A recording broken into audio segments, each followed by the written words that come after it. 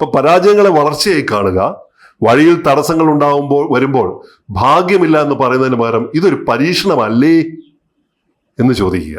ഇതെന്നെ ഒന്ന് പരീക്ഷിക്കാൻ വന്നു, ഇതൊരു ചെറിയ പണിയാണല്ലോ, നോക്കാം എന്ന് പറയും. നമ്മുടെ നാട്ടിൻപുറത്ത് ചില ആളുകളൊക്കെ പറയുന്നത് കേട്ടിട്ടില്ലേ, എന്നാലും നോക്കാം, നീ വാ എന്ന് പറയും. അപ്പൊ ഇതിന്റെ സാരം എന്താന്ന് ചോദിച്ചാൽ, ഭാഗ്യം എന്നത് കാത്തിരിക്കാൻ തയ്യാറുള്ളവന് പ്രകൃതി നൽകുന്ന സമ്മാനമാണ്. വെയിറ്റ് ചെയ്യുന്നവന്. നിങ്ങൾ എത്രത്തോളം സമയം കളത്തിൽ നിൽക്കുന്നുവോ അത്രത്തോളം ഭാഗ്യം നിങ്ങളുടെ പക്ഷത്ത് വരാൻ സാധ്യതയുണ്ട്. കളിക്കളത്തിൽ നിങ്ങൾ എത്രത്തോളം സമയം നിൽക്കുന്നുവോ അത്രത്തോളം സമയം നിങ്ങളുടെ ഭാഗത്തേക്ക് അത് വരും എന്നാണ്.